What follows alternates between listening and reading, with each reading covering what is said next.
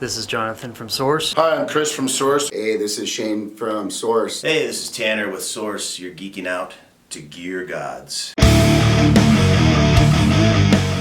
So this is my main guitar right here. This is a Gibson Les Paul Studio. I think it's like a 2004, 2005 I want to say. Can't quite remember which year I picked it up. I picked it up here in Phoenix at Bizarre Guitar, which is an excellent guitar store, by the way. And this is my basically the main guitar I play in Sorxe. So the tuning is kind of funky. We drop down every string a half step to E flat, kind of like Slayer tuning. And then the bottom string is a whole octave down to A flat.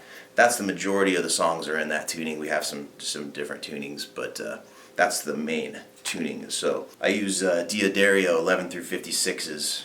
These strings have never done wrong by me. They hardly ever break, and I love them. So Diodario, send me about 50 packs for free and I love you. Everything's original except for the hardware. I changed the hardware to black. It used to be gold. Yeah, the pickups are stock. I'm not even sure what they are. They sound awesome. It's Gibson. And I couldn't even tell you what type of wood it is or whatever. I just know it sounds great. Southwest Terrafest.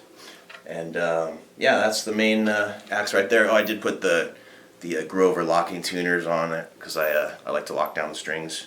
Keeps them in tune a little bit easier and stuff. So there you have it for the Les Paul main axe. Alright, and then we have my my second guitar, which I play for a couple different songs, and this is a Fender Showmaster, and it's a Korean made.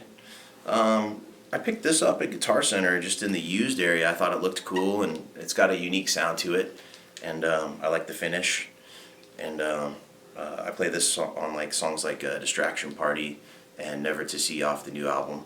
So stock pickups came with it, or Seymour Duncan's, and I did put the locking tuners on as well, but these are Spurzels.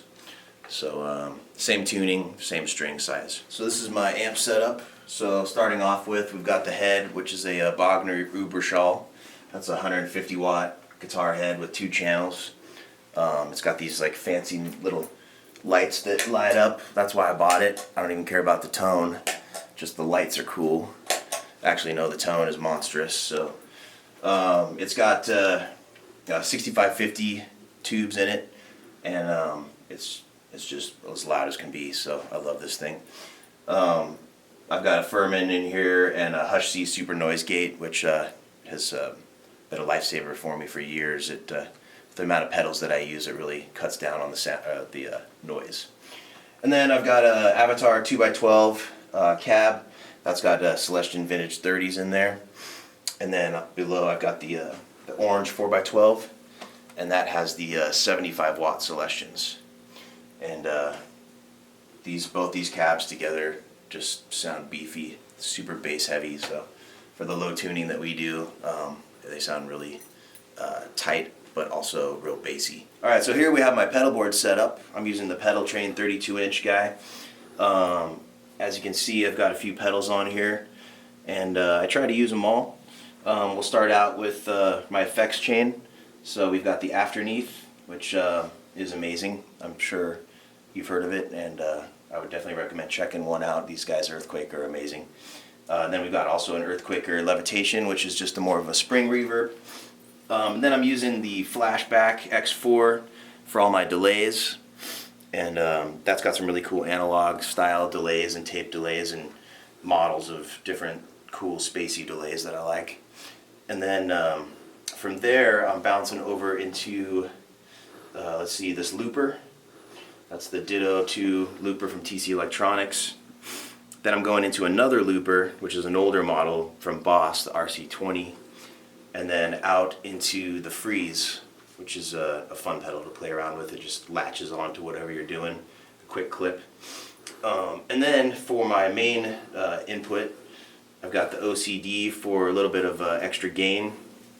I'm going into a Electro-Harmonic Small Stone for phasers, type effects, and I've got another Earthquaker device, which is my fuzz tone, which I'll double up with the OCD sometimes, and that gives it just a pummeling effect.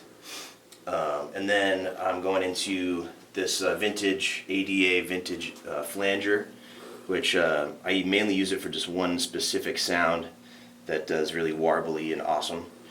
And this is actually the oldest pedal I've ever had. I've had this pedal since like '96, probably my first pedal or second pedal.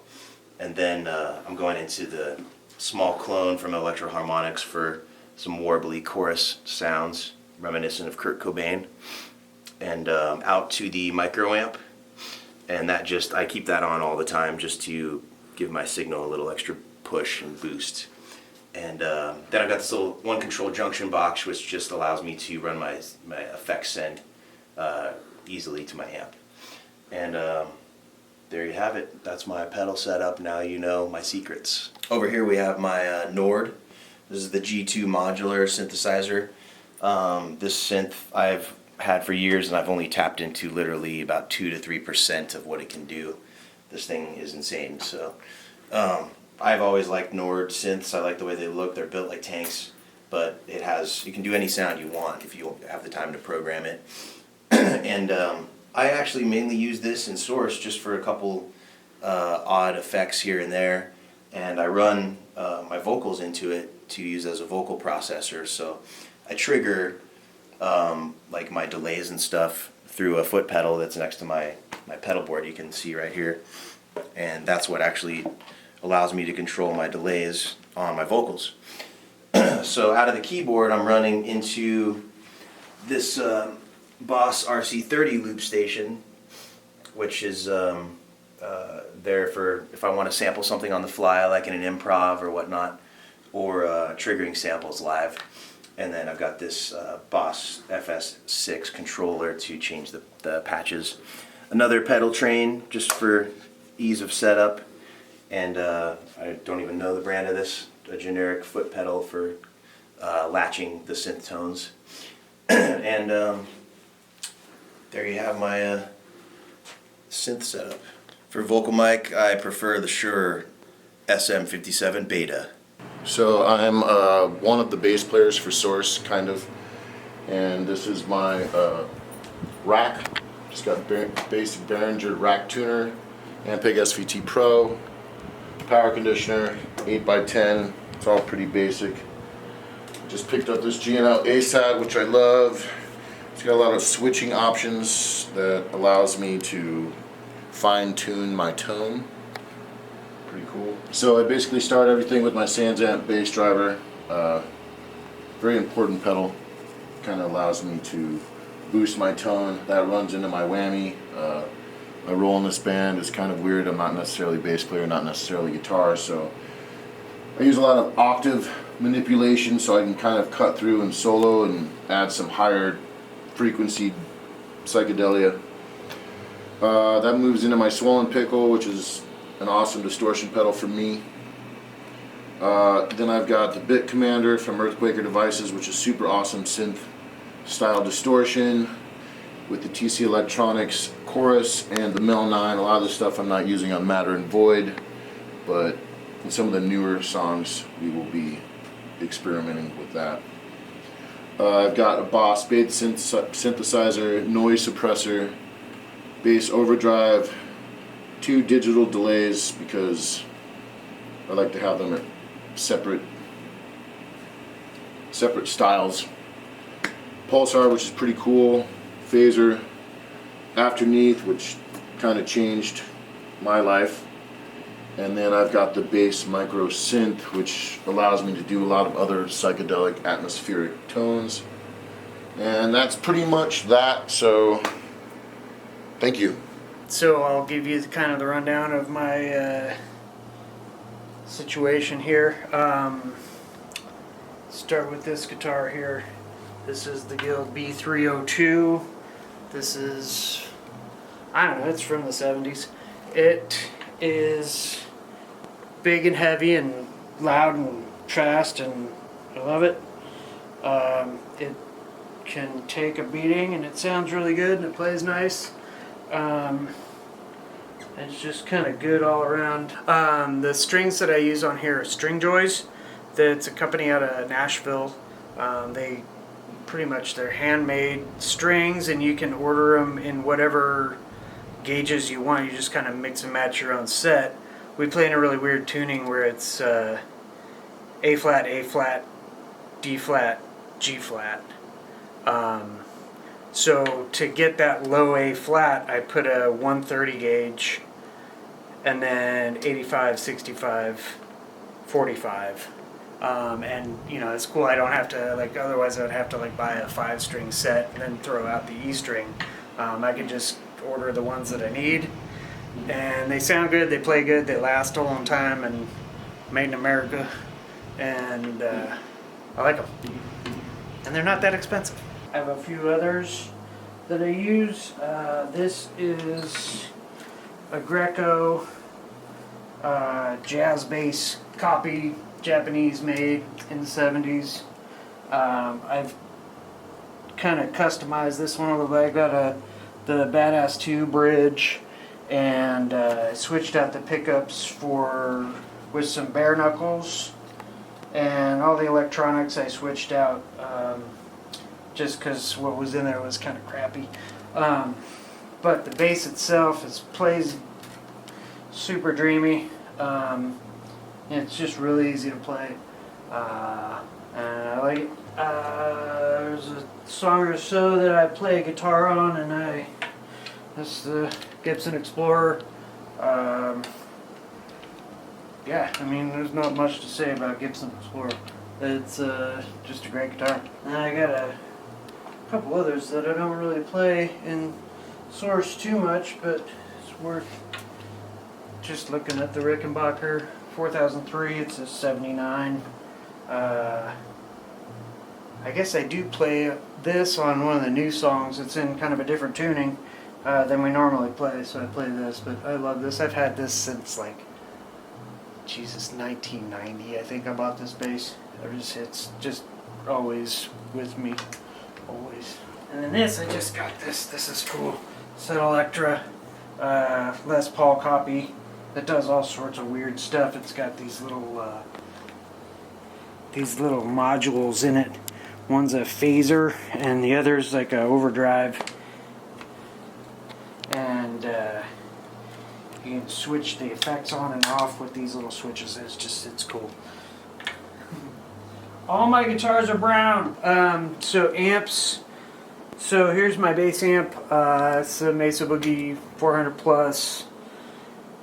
It's like 325 watts, I think, at 4 ohms. All tube. There's 12 power tubes.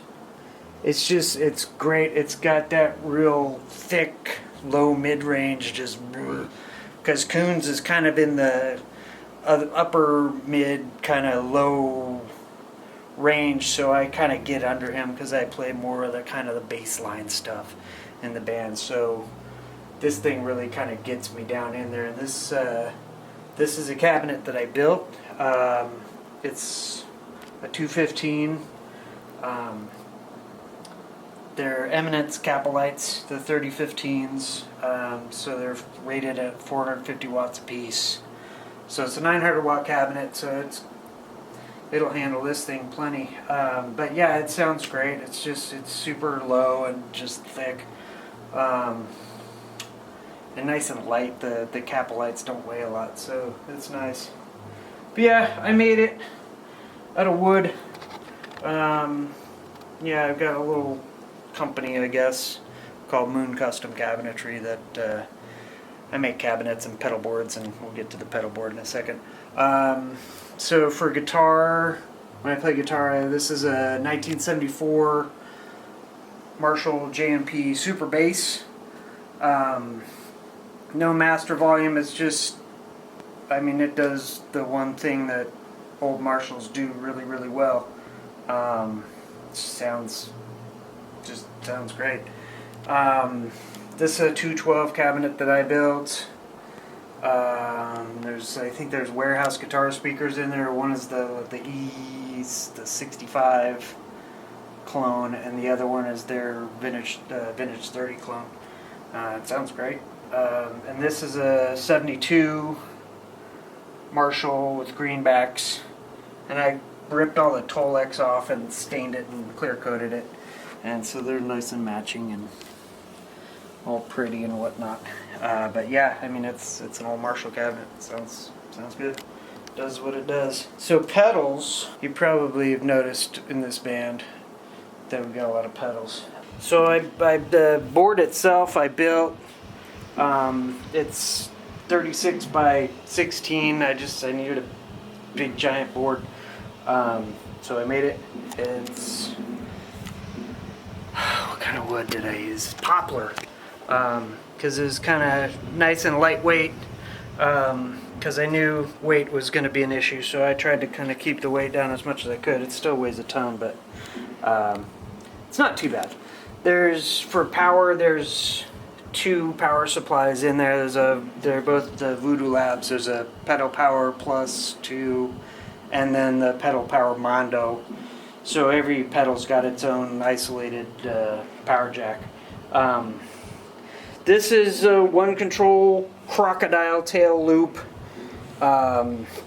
It's really cool. You can program. I don't have it. I don't really even touch a third of what this thing can do. But I like it because I can just program different combinations of effects and be able to turn them on one by one. And I have different, I have different banks for each song, which has different presets, and I can turn multiple pedals on and off just with one button.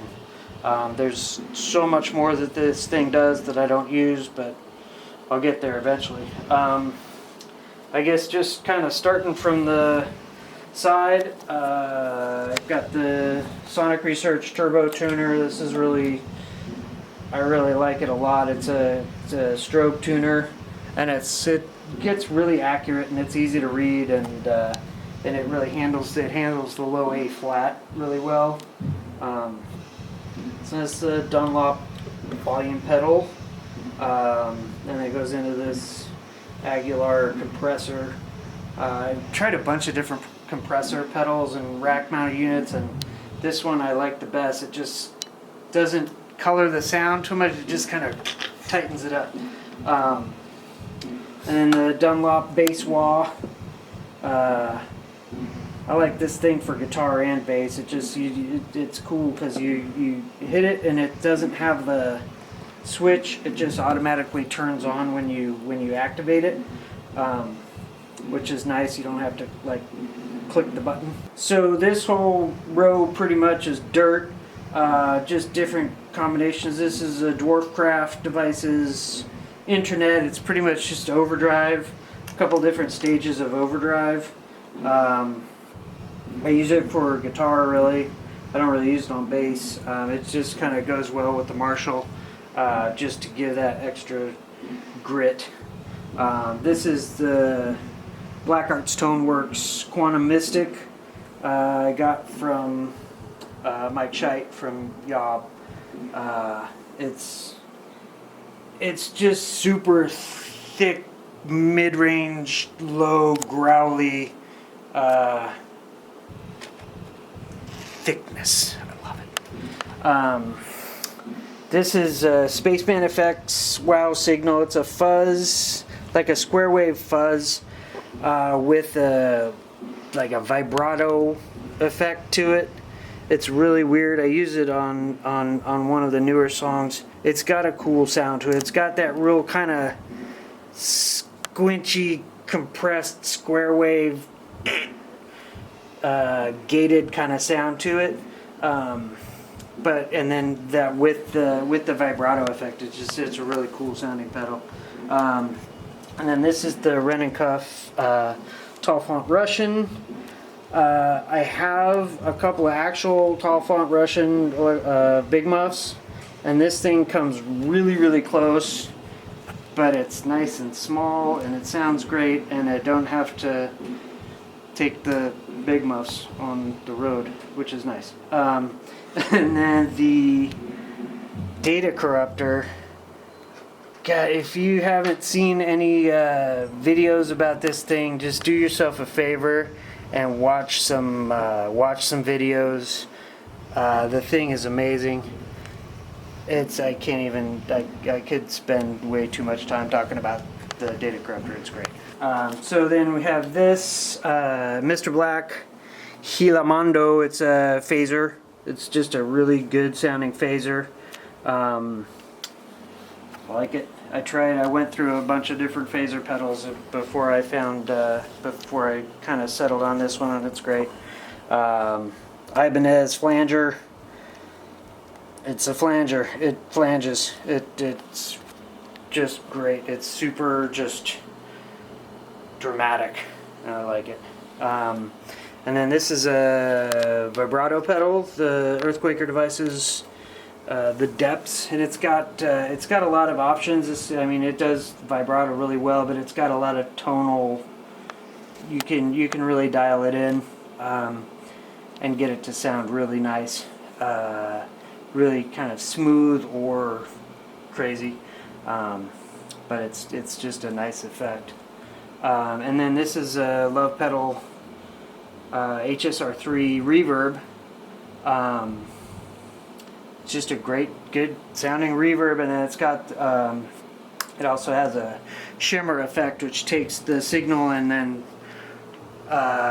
takes the decay signal and raises it up an octave. So it's on bass, it's a really neat effect. Just kind of, I don't know how to describe it. It's just cool. So then there's the Strymon Brigadier. It's just a good copy of an old cruddy analog bucket delay. It's like having an old school analog delay pedal with a tap tempo. Is pretty much how I can describe it. It's got modulation, and you can dial in all sorts of weird stuff. But it's just a pretty good, just solid delay pedal.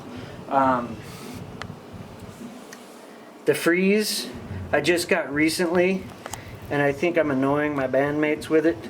But it's fun. I like the latch mode. You can just hit it, and it'll just, whatever's going on at the time, it'll just just keep it going.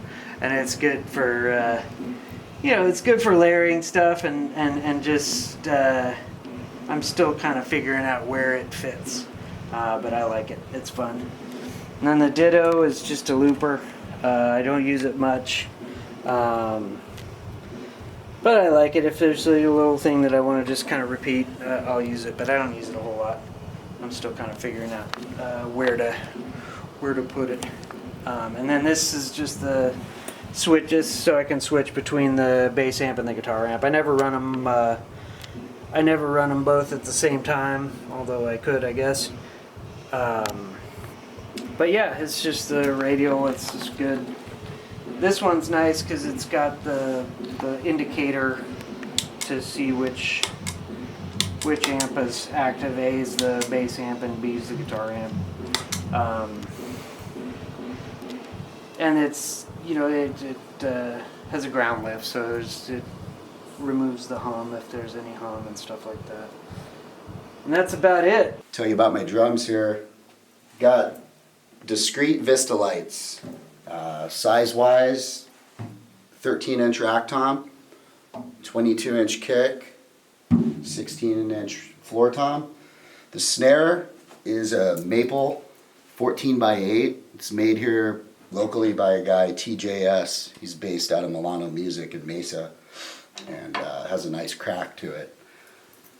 I chose the Vistas, particularly in this band, because of having two bass players, and everyone likes to turn up really loud, so got to be able to keep up with them. As far as cymbals, A Custom Zildjian, 15-inch hi-hats, 20-inch crashes. This is a medium ride crash / ride, and this is my earth ride. It's not as pretty and shiny as the rest, but this has a great sound. So I think they're discontinued now, so hopefully I don't crack it. As far as hardware, get the DW5000 hi-hat stand, workhorse, and then the single kick 9000 pedal. Love the DW hardware. And then sticks, good old Vic Firth. These are great sticks. They're strong, reliable, consistent. And as far as heads, got Aquarian, the Performance 2s on my rack and floor tom, and then the Super Kick 2 on the bass drum. And then as far as the snare, the Response 2. These particular Aquarian heads are just so durable, and they last. You know, I can't afford to be changing heads after every show, so these definitely help with that as far as lasting purposes. Hey, thanks for watching, guys. Make sure to pick up the new Sorxe record, Matter and Void, out November 24th, Prosthetic Records. And thanks for watching Rigged Gear Gods.